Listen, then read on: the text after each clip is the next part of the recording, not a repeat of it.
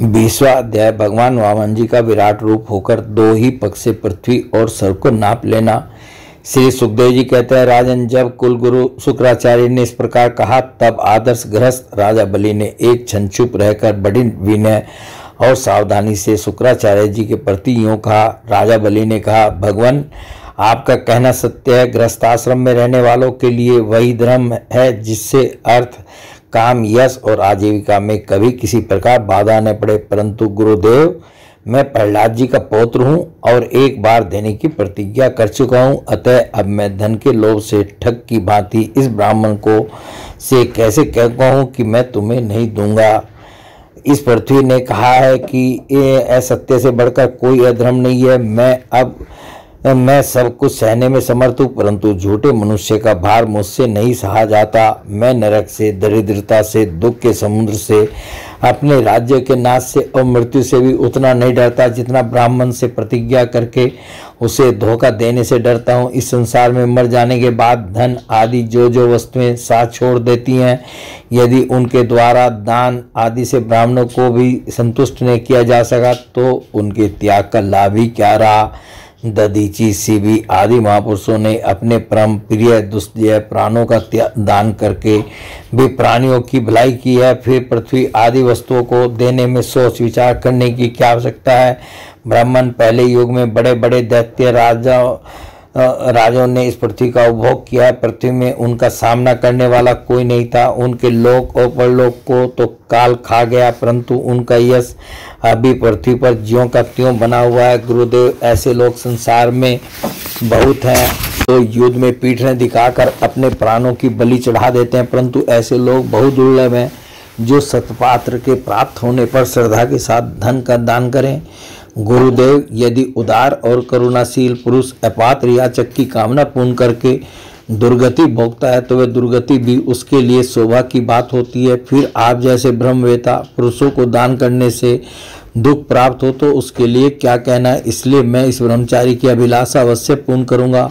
महर से वेद विधि के जानने वाले आप लोग बड़े आदर से यज्ञ आदि के द्वारा जिनकी आराधना करते हैं, वे वरदानी विष्णु ही इस रूप में अथवा कोई दूसर हो, मैं इनकी इच्छा के अनुसार इन्हें पृथ्वी का दान करूंगा। यदि मेरे अपराध न करने पर भी ये अधर्म से मुझे बांध लेंगे तब भी मैं इनका अनिष्ट नहीं चाहूँगा, क्योंकि मेरे शत्रु होने पर भी इन्होंने भयभीत होकर ब्राह्मण का शरीर धारण किया है। यदि ये पवित्र कीर्ति भगवान विष्णु ही है तो अपना यश नहीं खोना चाहेंगे, अपनी मांगी हुई वस्तु लेकर ही रहेंगे। मुझे युद्ध में मारकर भी पृथ्वी छीन सकते हैं, और यदि कदाचित ये कोई दूसरे ही हैं तो मेरे बाणों की चोट से सदा के लिए रणभूमि में सो जाएंगे। श्री सुखदेव जी कहते हैं, जब शुक्राचार्य जी ने देखा कि मेरा यह शिष्य गुरु के प्रति अश्रद्धालु है तथा मेरी आज्ञा का उल्लंघन कर रहा है, तब देव की प्रेरणा से उन्होंने राजा बलि को शाप दे दिया। यद्यपि वे सत्य प्रतिज्ञ और उदार होने के कारण शाप के पात्र नहीं थे। शुक्राचार्य जी ने कहा, मूर्ख, तू है तो अज्ञानी परंतु अपने को बहुत बड़ा पंडित मानता है। तू मेरी उपेक्षा करके गर्व कर रहा है। तूने मेरी आज्ञा का उल्लंघन किया है, इसलिए शीघ्र ही तू अपनी लक्ष्मी खो बैठेगा। राजा बलि बड़े महात्मा थे। अपने गुरुदेव के शाप देने पर भी वे सत्य से नहीं डेगे। उन्होंने वामन भगवान की विधि पूर्वक पूजा की और हाथ में जल लेकर 3 पग भूमि का संकल्प कर दिया। उसी समय राजा बलि की पत्नी विंध्यावली, जो मोतियों के गहनों से सुसज्जित थी, वहां आई।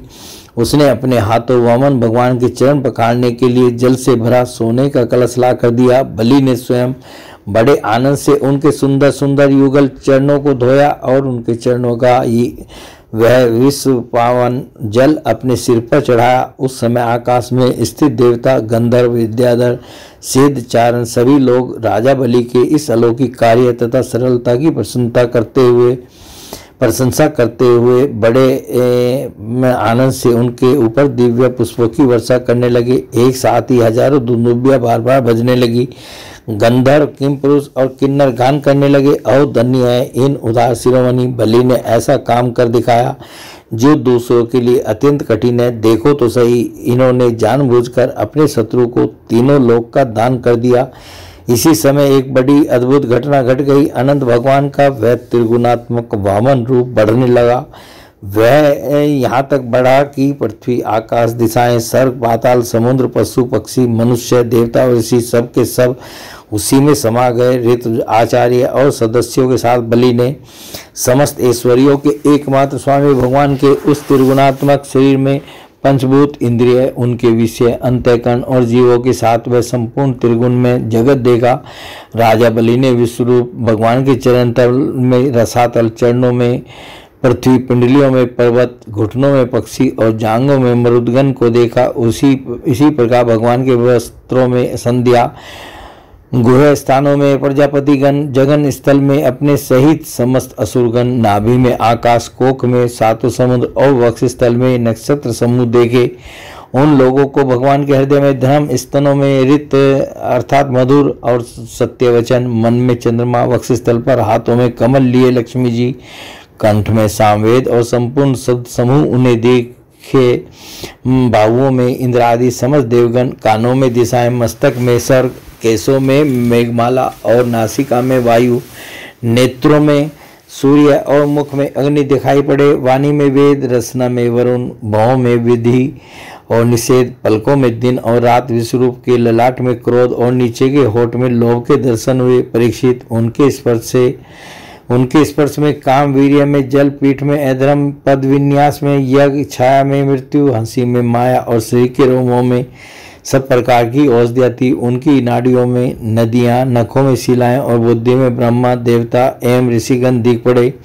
इस प्रकार वीर बलि ने भगवान की इंद्रियों और शरीर में सभी चराचर प्राणियों का दर्शन किया। परीक्षित, सर्वात्मा भगवान में यह संपूर्ण जगत देखकर सबके सब दैत्य अत्यंत भयभीत हो गए। इसी समय भगवान के पास ऐसा ही तेज वाला सुदर्शन चक्र, गरजते हुए मेघ के समान भयंकर टंकार करने वाला श्रांग धनुष, बादल की तरह गंभीर शब्द करने वाला पांचजन्य शंख, विष्णु भगवान की अत्यंत वेगवती कोमोद की गदा, 100 चंद्राकार चिन्हों वाली ढाल और विद्याधर नाम की तलवार, अक्षय बाणों से भरे 2 तरकस और लोकपालों के सहित भगवान के सुनंद आदि पार्षदगण सेवा करने के लिए उपस्थित हो गए। उस समय भगवान की बड़ी शोभा हुई। मस्तक पर मुकुट, बाहुओं में बाजूबंद, कानों में मकराकृति कुंडल, वक्ष स्थल पर शिवसेन, गले में कौस्तुभमणि, कमर में मेखला और कंधे पर पीताम्बर शोभायमान हो रहा था। वे 5 प्रकार के पुष्पों की बनी वनमाला धारण किए हुए थे, जिस पर मधुलोभी भौरे गुंजाक कर रहे थे। उन्होंने अपने एक पग से बलि की सारी पृथ्वी नाप ली, शरीर से आकाश और भुजाओं से दिशाएं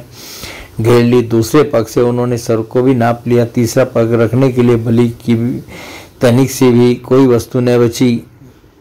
भगवान का वह दूसरा पग ही ऊपर की ओर जाता हुआ महलोक, जनलोक और तपलोक से भी ऊपर सत्यलोक में पहुंच गया। बोले भगवान श्री कृष्ण की जय।